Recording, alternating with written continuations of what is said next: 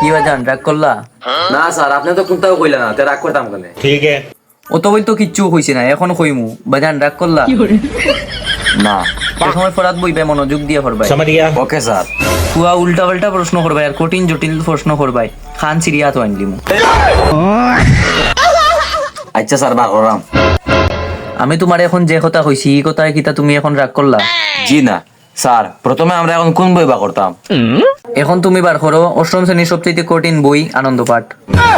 Sir ওটা কিতা আবার কঠিন সাবজেক্ট নেই। ठीक है। তুমি আমার থেকে বেশি বুঝনি, তুমি জানো নি আমি কিতা ফাস। কেন স্যার আপনি কিতা পাস? ठीक है। Bangladesh national bank institute and ইফুবালি ব্যাংক ইন লন্ডন।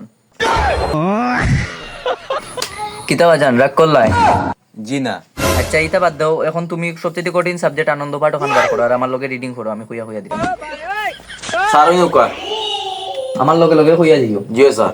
পয়রা ফলা দাড়ি। আচ্ছা সমস্যা নাই, বানান করি পড়লে পড়াটা মানে একটু তাড়াতাড়ি মুখস্থ হইব আর ফোকাসটা আমার ওদিকে দাও। अच्छा। আচ্ছা আমার লগে লগে কইও। ঠিক আছে। দৈস্কারে ডি, বর্গের জয়স্কারে জি, টয়কাটা লো, ডিজেল। স্যার আপনি এটা কইছেন এটা ডিজিটাল হইব। ठीक है।